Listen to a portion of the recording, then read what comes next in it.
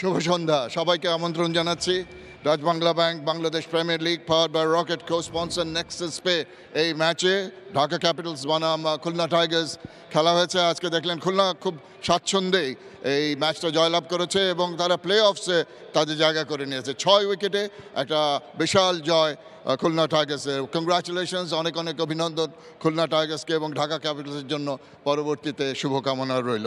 আমি আপনাদের সবার সঙ্গে আমার প্রেজেন্টেশন পার্টি তাদের পরিচয় করিয়ে দিতে চাই।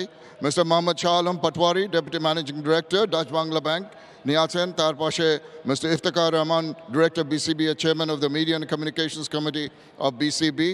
তার পাশে আছেন mister Shakib Khan, franchise owner of the Dhaka Capitals. তারপর আছেন mister Iqbal Al Mahmud, franchise owner of the Khulna Tigers. এবং সবশেষে দাঁড়িয়েছেন mister Muzammel Haque, who is a courageous student, যিনি ইনজিওর্ড হয়েছিলেন সেই হিস্টোরিক জুলাই অগস্ট মুভমেন্টে বাংলাদেশের জন্য, এবং বাংলাদেশ ক্রিকেট বোর্ডের তরফ থেকে তার প্রতি সম্মান এবং শুভকামনা রইল। Right, straight way Dutch Bangla bank player of the match, no brainers. একেবারে কারোই কোনো অসুবিধা হয়নি বুঝতে যে কে ম্যান অফ দ্য ম্যাচ হয়েছেন। অধিনায়ক মেহেদী হাসান মিরাজ 74 রান করেছেন 55 বলে, 5টা 4, 4টা 6 এবং বল হাতে একটা উইকেট 30 রানে।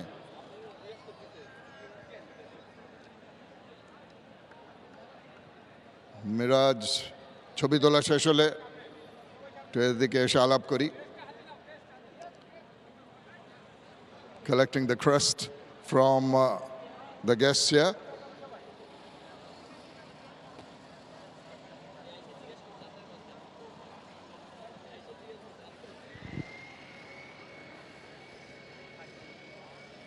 অনেক অনেক অভিনন্দন। তার নামটা বলে আগে। হ্যাঁ, নাম কি বলো? মুরাসির হাসান রফিক। মার্ভেলাস, অনেক অভিনন্দন। আজকে মোটামুটি প্রথম অবস্থা থেকেই উইকেটের কথা প্রথমে বলি। ব্যাট করতে যখন নেমেছিল তখন একটু বল ধরে ধরে আসছিল, যখন it may be have been good toss to lose. Definitely আমি একটু চিন্তা পড়ে গেছিলাম উইকেটটা দেখে, আর মনে মনে চাচ্ছিলাম যে টসটা হেরে যায়, কারণ ওরা ডিসিশনটা নিক। আর উইকেটটা একটু ডিফিকাল্ট ছিল। প্রথম দিকে তামিম অনেক ভালো ব্যাটিং করেছে, লিটন দাসও স্টার্টটা ভালো করেছে, আর শেষের দিকে যখন ও আউট হয়ে গেছে তখন রানটা একটু কম হয়ে গেছে। বাট আমাদের বোলাররা খুবই ভালো কামব্যাক করেছে, বিশেষ করে হাসান অনেক ভালো বোলিং করেছে, তারপরে বসিস তো ব্রিলিয়ান্ট বোলিং ওই সময়। সো আমাদের বোলিংটা খুব ভালো ছিল ওই মাঝখানের। অসাধারণ বোলিং, হাসান মোহাম্মদের বোলিং এত অল্প রান দিয়ে এই ধরনের উইকেট বুদ্ধিমত্তার পরিচয় দিয়েছে। যে উইকেটে যেমন ধরনের বল করা উচিত সেটাই করতে সক্ষম হয়েছে। হ্যাঁ, অবশ্যই। আপনি দেখেন হাসান মাহমুদ কিন্তু আমাদের কনসিস্টেন্স পারফর্মার, এবং ও আজকে থেকে না, দেখেন আপনি ন্যাশনাল টিমেও কিন্তু ও ভালো খেলেছে। আপনার ওয়েস্ট ইন্ডিজ সিরিজে ও ভালো বোলিং করেছে। আমরা একটা ম্যাচ জিততে দেখেছি, 9 রান ডিপেন্ড করতে দেখেছি। মানে ওভারঅল ও এখন খুব ভালো একটা শেপে আছে। আর আমার কাছে মনে হয় বাংলাদেশের এখন বর্তমানে টপ বলার, পেস বোলারদের ভিতরে কয়েকজন যদি থাকে, আর ওর কনসিস্টেন্সি অনেক ভালো।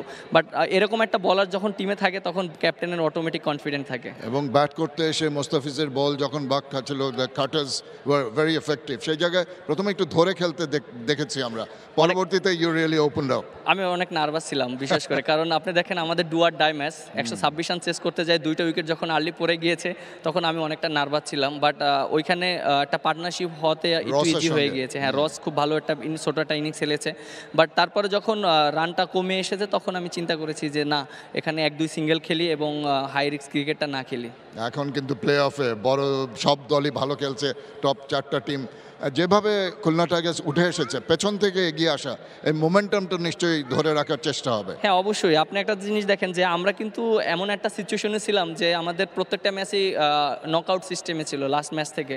সো আমাদের জন্য অত ইজি ছিল না। বাট এখন একটা কনফিডেন্ট আছে যে এখন যে স্টেজে আসি আমরা চেষ্টা করব যে এখান থেকে আরও 2টা ম্যাচ জিততে পারলে তো অনেক ফাইনালে চলে যাবে। অবশ্যই, এবং সেটার জন্য অনেক অনেক শুভকামনা। Thank you. ধন্যবাদ Miraz. Thank you very much. Thank you all, and that is the presentation.